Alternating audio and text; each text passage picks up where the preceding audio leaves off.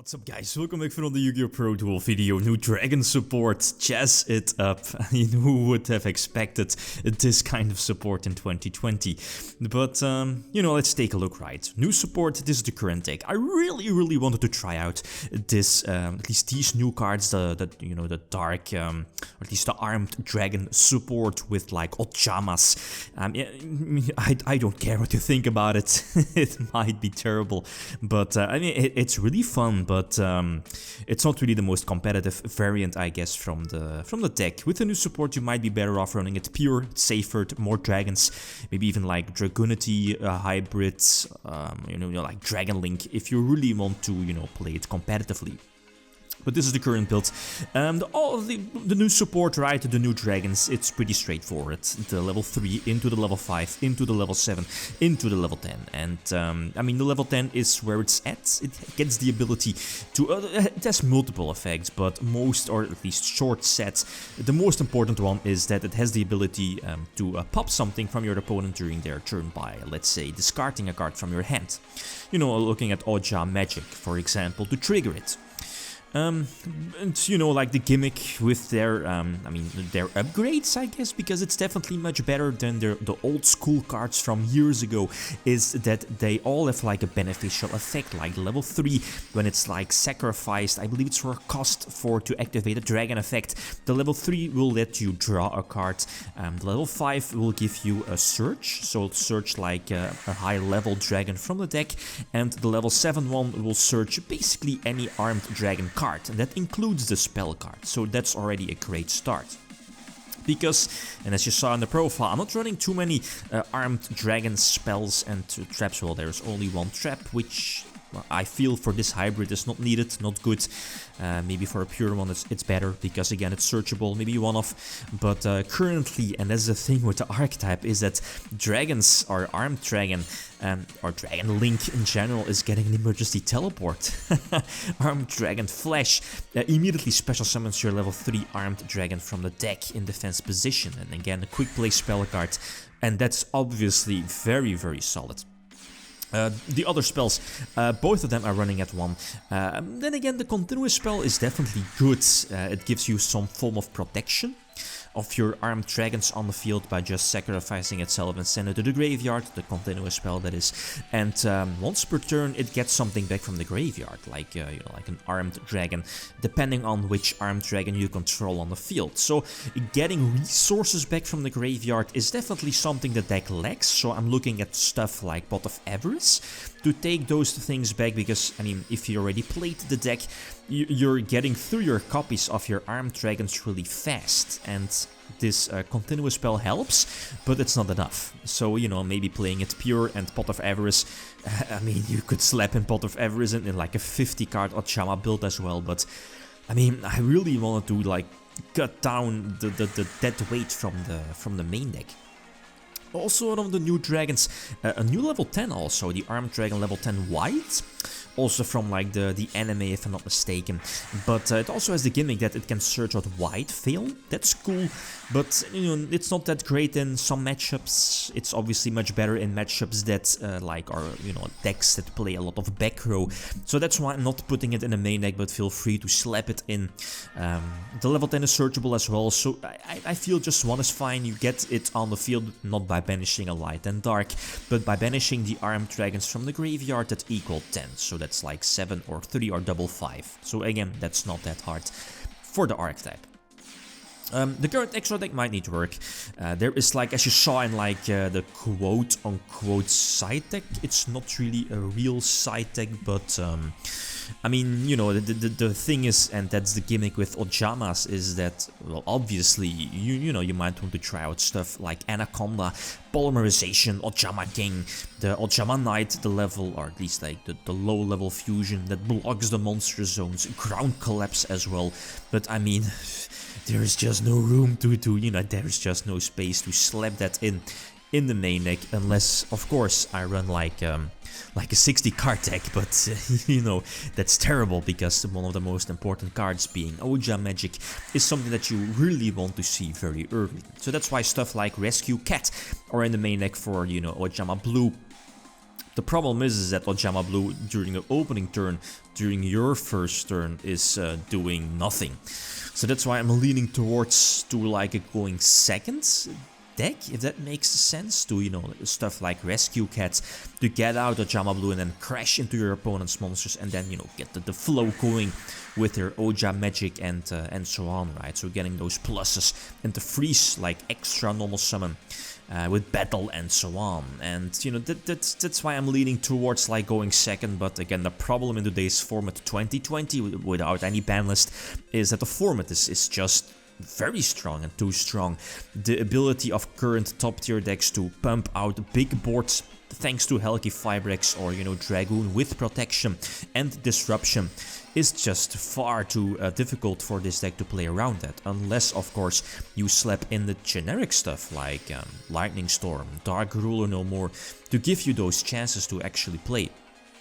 So that's why, you know, like the 9 standard hand disruption cards are in the main deck. Triple Blossom, Triple Call by the Grave and Triple Impermanence.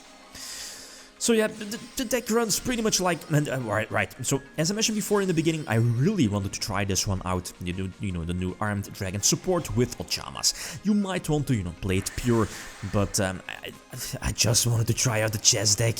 Don't blame me. I'm only playing 1 copy of the field spell.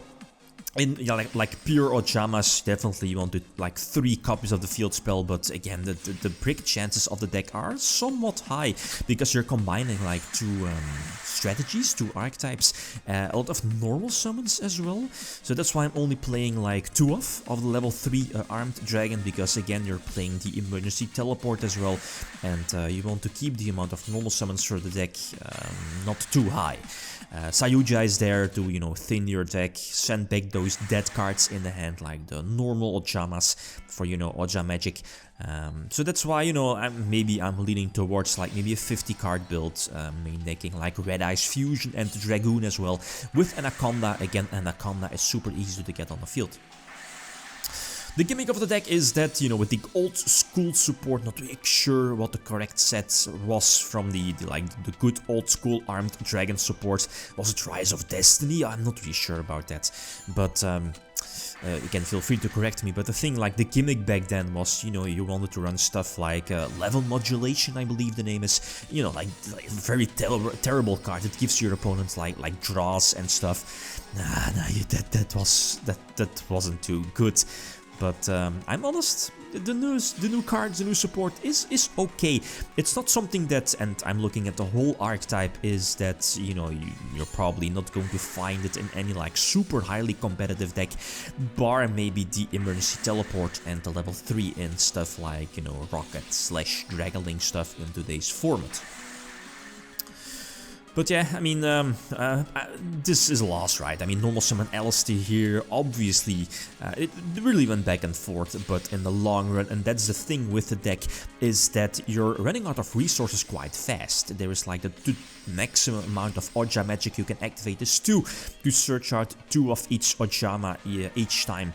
And of course, I'm running only 2 of the level 10, not really sure if I want to maximize that one out, or maybe even play like the old school cards, the old school level 3, level 5, level 7, not sure about that, but again, there is just no space, unless I'm, you know, looking like towards maybe playing a pure build.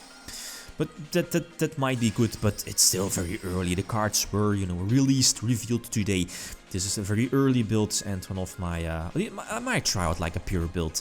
Oh yeah, pure maybe with something like Dragoon, whatever. But maybe, do you want to see that? Another Anaconda into Dragoon deck? That's the thing, right? We're all anxiously awaiting the ban list. That's the thing here with blue. So Suicide Crash to search out both, you know, like magic. I believe already had the field spell. So search out the other 3 Ojamas from the deck. You know, a lot of cards in the hand, but that's the gimmick with Ojamas, is that they're mostly dead cards, right? So Sayuja hits the board, replenish my hand, special summon the level 3, it's pretty pretty much reminds me of like Cosmo in some way. So, you know, turning itself into bigger dragons or bigger ships in case of Cosmo. So yeah, level 7 is dropped. Level 7 is quite good, you know, activate like a dragon pass, discard it, search out basically any armed dragon card from the deck. Most of the time I'll be searching the continuous spell, because the continuous spell, again, once per turn gets stuff back from the graveyard. So that will be like the level 3 to activate level 7 on the field for the beneficial draw. So okay, that's cool. Plus, you know, like the continuous spell gives you that protection as well, but not against Nibiru. So yeah, the big Nibiru, it's also a token, and then that's also one of the reasons why Link Spider is there. Obviously not the only reason, but I mean, you can, you know, like transform or Link summon one of your Ojamas into the Link Spider and then special summon any other Ojama on the field for the potential Link 2 play. Get out another copy of the level 10, and this should be my duel, right? I mean, a big token of the Mirror to attack for game. Last example against Eldritch, but this should be the Numeron build, if I'm not mistaken. Again, going first, this opening hand is decent. That's the thing here with Ojamas. Going first, the deck, you know, definitely has a high brick chance, because you're not able to use like Rescue Cat into Ojama Blue into Suicide Crash for those beneficial searches. And that's, you know, where the Ojama engine shines. So get out the level 10 for some basic disruption, discard getting rid of the Oja magic, use the effect, you know, getting the free Ojamas to the hand, because I already have the red, so that's already a potential Link 4 play ready for next turn. It was a hit or miss, I guess, if there was a tuner. Not really sure if like the Eldritch Numeron hybrid has access to or is playing like a Helgi Fibrex package. Probably not really sure.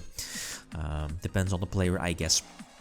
But this field is okay, but you know that the Link 4 play should be pretty much secure. So the Ojama red is going to be dropped, and the Impermanence is definitely a solid top deck for some extra protection next turn. Sayuja is dropped again, getting the free 4 draws, sending back 3. Rescue Cat is dropped, that's cool.